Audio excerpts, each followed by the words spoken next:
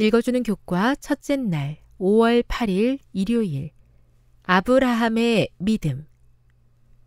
창세기 15장 1에서 21절과 로마서 4장 3, 4, 9, 22절을 읽어보라. 아브라함은 믿음으로 사는 것이 무슨 의미인지를 어떻게 드러내는가? 하나님께서 아브라함에게 행하게 하셨던 제사의 의미는 무엇인가? 아브라함이 상속자에 대한 우려를 하나님께 아뢰었을 때 하나님께서는 그가 그의 몸에서 날 아들을 갖게 될 것이라고 말씀하셨다. 같은 언어가 미래의 메시아 왕의 씨를 나타내기 위해 나단 선지자에 의해 사용되었다. 아브라함은 재차 확인을 받았으며 하나님의 약속의 성취가 자신의 의로움에 달린 것이 아니라 하나님께 달려 있음을 이해했기 때문에 여호와를 믿었다. 이와 같은 사실은 당시 문화에서 매우 특별한 것이었다. 예를 들어 고대 이집트 종교에서 심판은 정의의 여신 마아트의 잣대로 사람이 행한 의로운 행위를 헤아리는 것이었다.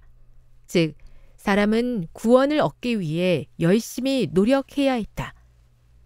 아브라함의 질문에 대한 대답을 마치신 후 하나님께서는 아브라함이 행해야 할 제사의 의식을 설명해 주셨다.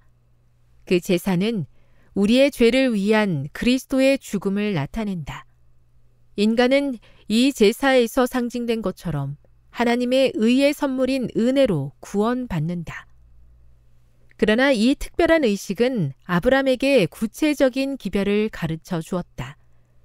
바쳐진 제물의 사체 위에 솔개가 내려온 것은 아브라함의 후손들이 400년간 또는 4대가 노예가 되어 고통당하게 될 것임을 상징한다. 그리고 4대째가 되었을 때 아브라함의 후손들은 이 땅으로 돌아오게 될 것이었다. 제사 의식의 마지막 모습은 굉장히 극적이다. 타는 횃불이 쪼갠 고기 사이로 지나더라. 이 놀라운 기적은 하나님께서 아브라함의 후손들에게 땅을 주시겠다고 하신 언약적 약속을 분명히 성취하시리라는 하나님의 확실한 의지를 나타낸다.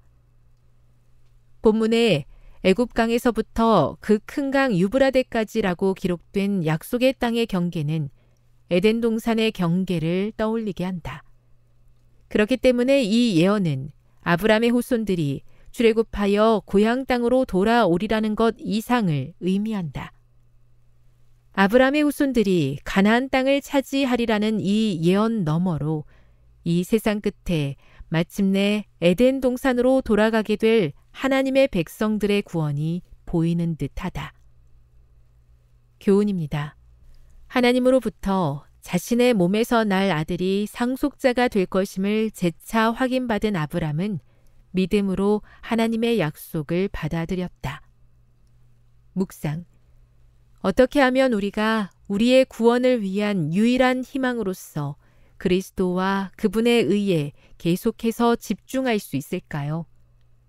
우리가 그리스도가 아닌 우리의 선한 행실들을 바라보기 시작한다면 어떤 일이 생길까요?